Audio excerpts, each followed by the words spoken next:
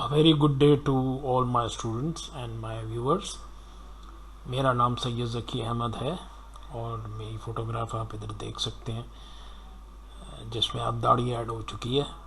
ठीक है जी। अब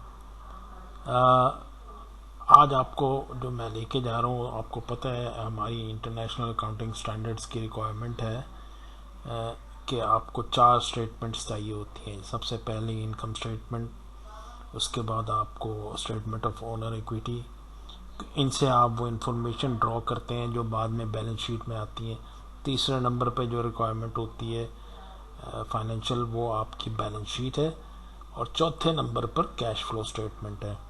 तो आज आपको हम ओनर इक्विटी बनाना, स्टेटमेंट बनाना सिखा रहे हैं, जो कि आप आहिस्ता आहिस्ता देखते रहें। इस पूरी वीडियो को आखिर तक देखें ताकि आपको पूरी तरह समझ आए हम कैसे ओनर इक्विटी का बैलेंस निकालते हैं, जो कि बाद में बैलेंस शीट को फिल इन करता है। ठीक है जनाब। तो ये सारा का सारा मेरे चैनल को इसके अलावा सब्सक्राइब कर लें जो पहली दफ़ा देख रहे हैं, ताकि आपको पिछले लेक्चर्स का भी पता लगे और नए आने वालों की भी इंफॉर्मेशन होती रहे। बेल का बटन ज़रूर दबा दें ताकि आपको नए आने वाले लेक्चर्स मिलते रहें, पुराने लोग। तो जनाब आगे चलते हैं हम लोग अपनी इक्विटी स्टेटमेंट बनाने के लिए।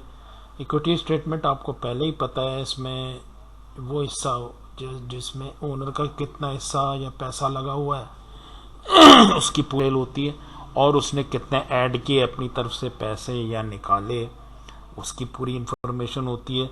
उसके अलावा जो पिछले साल में उसने इनकम कमाई या पीरियड में, वो इसमें ऐड इन होती है। तो आगे आप जाके आपको पूरे डिटेल भी पता लग जाएगी। गौर से देखते रहिए और मेरे चैनल को सब्सक्राइब कीजिए। तो let's start our lecture number 8। इसके अंदर आपको हम ओनर इक्विटी की चेंजेस ड्यूरिंग द पीरियड दिखाएंगे इन द इक्विटी, और फाइनल इक्विटी बैलेंस से एक्सट्रैक्ट करेंगे स्टेटमेंट से, जो कि जाता है बाद में बैलेंस शीट के अंदर। ठीक है जी। ये इन्फॉर्मेशन हम पूरी निकालेंगे आज इसमें ओनर इक्विटी स्टेटमेंट में। तो देखते रहिए और गौर से एंड तक देखिए lecture.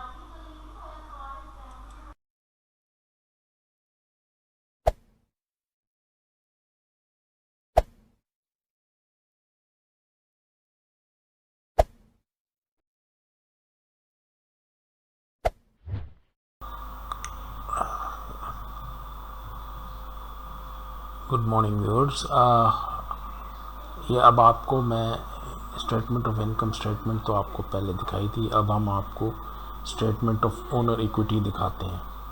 Statement of owner equity के बाद सादा सा फार्मूला है, beginner owner equity plus contributions plus net income minus withdrawals is equal to current owner equity. इसको हम डालते हैं इस वक्त स्टेटमेंट फॉर्म में। स्टेटमेंट फॉर्म में एज यूजुअल सबसे पहले कंपनी का नाम आता है, उसके बाद स्टेटमेंट का नाम आ रहा है, स्टेटमेंट ऑफ ओनर इक्विटी, और कहाँ से कहाँ तक ये हम इनकम स्टेटमेंट वाला पीरियड ले लेते हैं, फिर उस वक्त तक की ओनर इक्विटी और उस पीरियड के दरमियान जो हमने किया है ये आ जाएगा तीसरी लाइन में।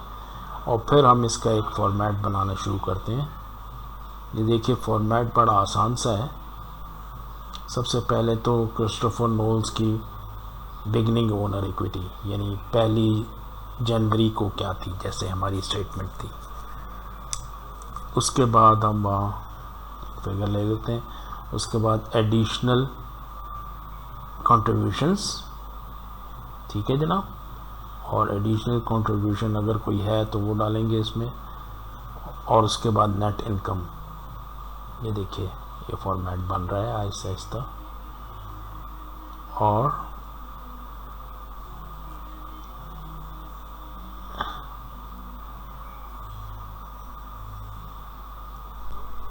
ये टोटल लेस विड्रॉल्स। अब ये विड्रॉल्स हुए हैं जो पैसे निकाले गए हैं, ये तो ऐड हुए थे इससे पहले। निकालने के बाद जो नेट ओनर इक्विटी है वो रह जाएगी इस पीरियड की, जो ऐड या सब्ट्रैक्ट हुई। इसको हम डालेंगे net increase in the owner equity और इधर डाल देंगे, ठीक है जी। इसी तरह क्रिस्टोफर नोल्स साहब की फाइनल 31 जनवरी को, यानी जो पीरियड में हमने ये बनाया है इनकम स्टेटमेंट, उसी पीरियड का ये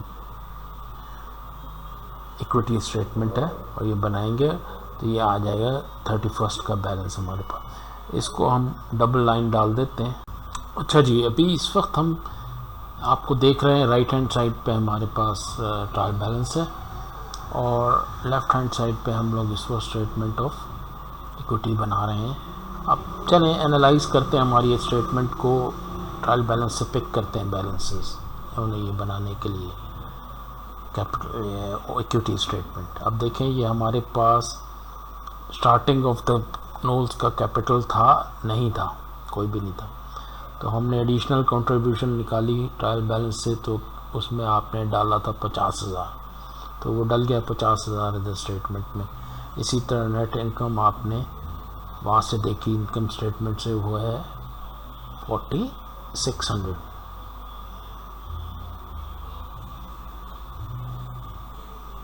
ठीक है जी। उसके बाद आपने इन दोनों का टोटल लिया और आप देखते हैं कि लेस विड्रॉल भी है इधर, यानी विड्रॉल आपने रिड्यूस करनी है। लेकिन जब आप ट्रायल बैलेंस पे जाते हैं तो ट्रायल बैलेंस में आपने विड्रॉल ज़ीरो थी, तो हम बजाय कन्फ्यूजन क्रिएट करने के हम ये लाइन ही यहाँ से उड़ा देते हैं, लेस विड्रॉल्स की, तब कोई कन्फ्यूजन ज़्यादा ना हो, क्योंकि है ही नहीं कोई विड्रॉल्स। तो अब आप देखें ये 50,000 और प्लस 4,600, ये हमारा टोटल जो है इंक्रीज इन दी इक्विटी कितनी हुई, 54,600, ठीक है, टोटल ये आ गई। तो ये आपकी, तो अब आपके पास जो टोटल इक्विटी 31 की थी क्रिस्टोफर नोल्स की, वो 31 जनवरी की 54,600 आ गई है। ये हमारा रिज़ल्ट है इस ओनर इक्विटी का, ठीक है जनाब। या आपने इस वक्त टोटल जो है निकाल लिया है इक्विटी का, और ये इक्विटी का बैलेंस जो है ये हमारा बैलेंस शीट में जाता है, जो कि इससे अगली वाली स्टेटमेंट होगी। अब बैलेंस शीट के बारे में मैं इससे अगले वीडियो में दूंगा पूरी डिटेल, लेकिन इस वक्त तक यही है कि ये बैलेंसेस आप याद रखें। अब स्टेटमेंट ऑफ ओनर इक्विटी में से भी ये चीज़ें उठ के जाती हैं बैलेंस शीट के अंदर, और इसी तरह इनकम स्टेटमेंट से भी आती हैं। तो let's wait for the next video, ताकि आपको पूरी डिटेल मिल सके अपनी अगली वाली बैलेंस शीट के बारे में। इसके साथ ही हम आज का लेक्चर एंड करते हैं और इस लेक्चर के साथ अगले लेक्चर की इन्फॉर्मेशन आपको दे देते हैं। अगला लेक्चर हमारा FACC 09 है। FACC स्टैंड करता है फाइनेंशियल अकाउंटिंग नंबर 9, और इसमें हम आपको बैलेंस शीट पीरियड के एंड पे बनाना सिखाएंगे।